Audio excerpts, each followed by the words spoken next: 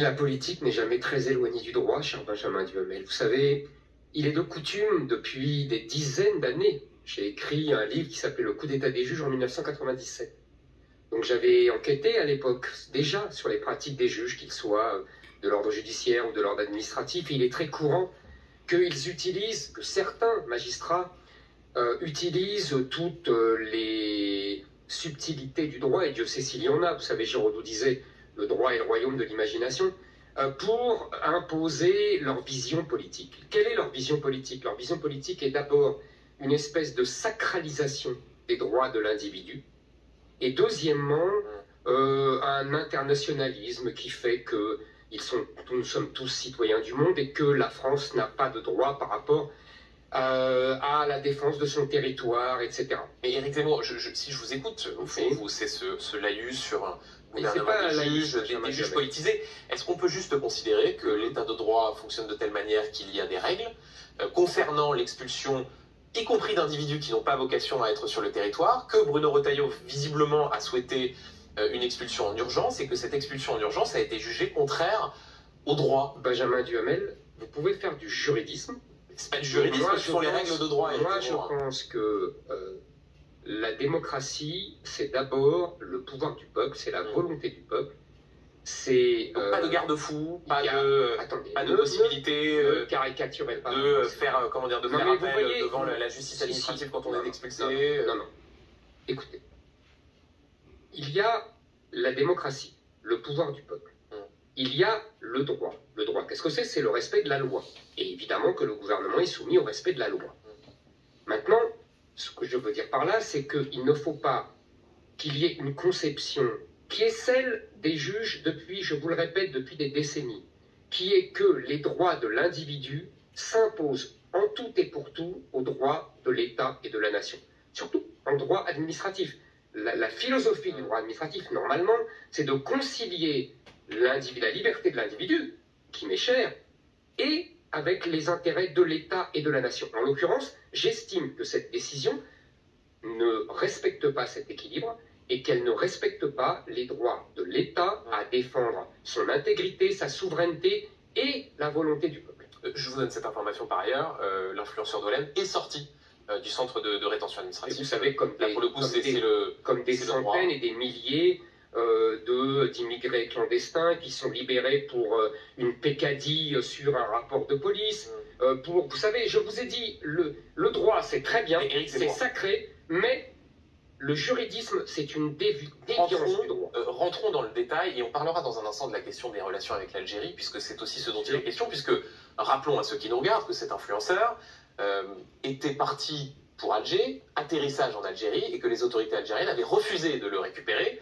Il avait pourtant un passeport, et donc il était revenu en France. On en parlera dans un instant, mais sur précisément ce que vous êtes en train de dire sur la justice administrative. Vous, président, si je veux dire, vous, au pouvoir, qu'est-ce que vous feriez différemment pour, en quelque sorte, contourner, si j'ose dire, cette décision en droit du juge administratif qui considère que la procédure utilisée n'était pas la bonne et qui dit, le problème c'est la procédure en urgence, il peut parfaitement y avoir une procédure normale, c'est d'ailleurs visiblement la procédure que va choisir désormais le ministère de l'Intérieur, mais la procédure en urgence, elle était exorbitante, mais pour là encore reprendre des termes juridiques. On peut changer les procédures, on peut changer le droit. Le droit, ça se change par une loi, par le Parlement. Tout ça, c'est le produit d'un compromis. On peut changer le droit. Vous comprenez? Quand on est au pouvoir, eh ben, on change le droit parce qu'aujourd'hui, il y a, pour moi, une priorité majeure qui est la lutte contre l'immigration et contre ce que j'appelle l'islamisation du pays. Et donc, si le peuple en donne le pouvoir, je prendrai des lois qui limiteraient cette possibilité des juges de faire tomber toutes les décisions administratives pour des peccadilles juridiques. Mais limiter, ça veut dire quoi? Ça veut dire diminuer drastiquement le pouvoir du juge administratif sur les décisions de mise en rétention. Ça veut dire limiter le pouvoir des juges.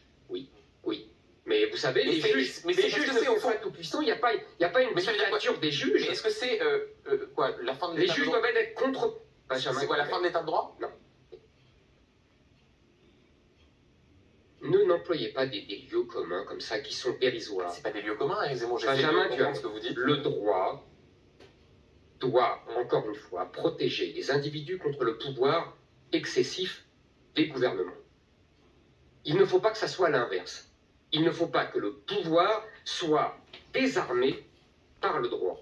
Donc il nous faut absolument un équilibre, et j'estime que depuis des décennies, cet équilibre est rompu par un pouvoir excessif des juges. C'est-à-dire que le contre-pouvoir est devenu le pouvoir, et que le pouvoir est désarmé. Et ça se retourne contre le pays et contre le peuple français. Pour reprendre l'expression état de droit, je me souviens de Bruno Retailleau, ministre de l'Intérieur, qui disait que l'état de droit n'était ni intangible ni sacré. Il s'était ensuite repris en quelque sorte en disant « je ne voulais pas parler de l'état de droit, mais de l'état du droit ». Est-ce que vous considérez ce soir que cette décision de justice, la conséquence qui est que Douallem est libre, c'est un échec, c'est une défaite pour Bruno Retailleau, le ministre de l'Intérieur? C'est évidemment un échec pour Bruno Retailleau, mais c'est un échec pour la France, parce que nous allons voir, puisque vous m'avez dit qu'on allait parler maintenant de l'Algérie, c'est la France qui est ridicule. Et cette décision de justice sert les intérêts d'un pays qui nous déteste et qui s'appelle l'Algérie. Il faut voir ça aussi. C'est pour ça que je vous parlais d'équilibre. Donc, allons sur le sujet de l'Algérie, qui est le sujet essentiel en vérité. Nous avons ce pays qui est en principe indépendant depuis 60 ans et qui, en fait, se repaît de sa détestation pour la France. Tous les échecs de ce pays sont mis sur le compte de la France, de la colonisation, et qui... je pense qu'il y a un rapport très pervers entre la France et l'Algérie. Vous savez, il y a quelques mois, M. Tebboune a le président algérien, a donné une interview à un journal français et dans lequel il a déclaré, soi-disant sous forme de boutade, que la France devrait donner aux Algériens des visas de 132 ans. C'est-à-dire que c'est exactement la durée de la colonisation française en Algérie de 1830 à 1962. Qu'est-ce que ça signifie, cette fausse boutade? Ça signifie que les Algériens considèrent légitime de coloniser la France à leur tour. Et ça explique beaucoup de choses, ça explique beaucoup de comportements, ça explique cette haine de la France qu'on retrouve chez beaucoup d'Algériens qui vivent ici, qu'ils aient la nationalité française ou pas. Et ça explique le comportement du gouvernement algérien et l'échec absolu d'Emmanuel Macron dans sa stratégie vaine de réconciliation avec la... Mais Éric Zemmour, là encore, et je rappelle cette expression qu'avait notamment utilisée le président de la République à l'égard de la façon dont le régime algérien utilisait la mémoire, il avait parlé de rente mémorielle. Mais si, encore une fois, puisque c'est un responsable politique... Bien au-delà de ça, c'est un responsable politique que j'ai en face de moi ce soir. Dans le cadre des relations entre Paris et Alger, vous avez un ministre de l'Intérieur qui utilise d'ailleurs à peu de choses près les mots que vous utilisez, puisqu'il dit l'Algérie a voulu humilier la France. Et qui prend cette décision avec un ton martial et qui décide de renvoyer un influenceur, dans le cas d'espèce celui dont on parle, Douallem, qui est forcé de revenir puisque l'Algérie n'accepte pas. Pourquoi est-ce que vous réussiriez là où Bruno Retailleau échoue? Bruno Retailleau n'est pas un laxiste, n'est pas quelqu'un qui est dans cette vision-là victimaire vis-à-vis de l'Algérie. Écoutez, moi c'est très simple, je vois qu'avec la Colombie, Donald Trump réussit en 2 heures ce que Bruno Retailleau n'a pas réussi à faire avec l'Algérie. Ce que les gouvernements français n'ont pas réussi à faire avec l'Algérie. Les relations entre les États-Unis et la Colombie, c'est la même chose que les relations entre la France et l'Algérie. Et en tout cas, les moyens de pression dont nous disposons sont très importants.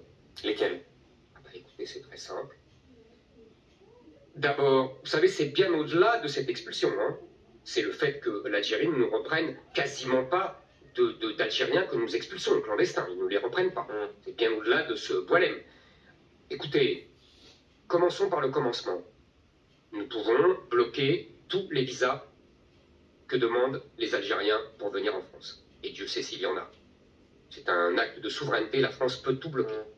Deuxièmement, nous pouvons, évidemment, nous devons rompre et supprimer l'accord de 1968 qui favorise l'immigration algérienne par rapport aux autres. Vous savez qu'un certain nombre de spécialistes considèrent que cet accord a d'ores et déjà été vidé de sa substance et que jouer sur l'accord de 68 ne changerait pas grand-chose. C'est faux.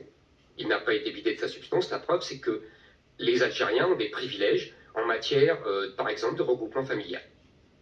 Nous pouvons aussi supprimer un accord de 2007, qui est moins connu, qu'a évoqué M. Driancourt, ancien ambassadeur de France en Algérie, qui permet à tous les Algériens qui ont des visas diplomatiques de se rendre facilement en France. Et vous savez, en Algérie, comme dans beaucoup d'États africains, on distribue assez généreusement les visas diplomatiques. Mais nous pouvons continuer. Nous pouvons, par exemple, bloquer les demandes d'Algériens qui viennent se faire soigner en France. Et il y en a beaucoup. Et il laisse une ardoise colossale. Je vais parler de l'ardoise qu'il laisse en général. Vous savez, hier, nous avons réuni, dans le cadre du groupe européen, l'ENS, un colloque sur l'Algérie et sur les rapports entre la France. Et Sarah Knafo, la députée européenne en conquête, a listé tout ce que nous coûte l'Algérie. Mais Éric Zemmour, est-ce que vous avez lu, parce que vous parlez d'une interview du président algérien, non mais juste pour faire une incise, puisque c'est un dialogue, moi j'ai lu, et sans doute comme vous, l'interview du président algérien dans les colonnes de l'opinion, qui répondait à toutes ces possibilités, et qui disait au fond, sur les transferts d'argent, il n'y en a pas énormément, sur les rapports économiques qu'il y a entre la France et l'Algérie, l'Algérie est un pays qui fait du commerce avec d'autres pays, donc est-ce que vraiment, toutes ces mesures-là, ceux qui sont au pouvoir, pourquoi n'utiliseraient-ils pas ces arsenals-là et ce dont vous parlez? Mais parce qu'ils sont dans une vision culpabilisée, je ne dis pas culpabilisatrice, puisque c'est nous qui sommes culpabilisés, de l'Algérie. Et donc moi pas. Donc je continue.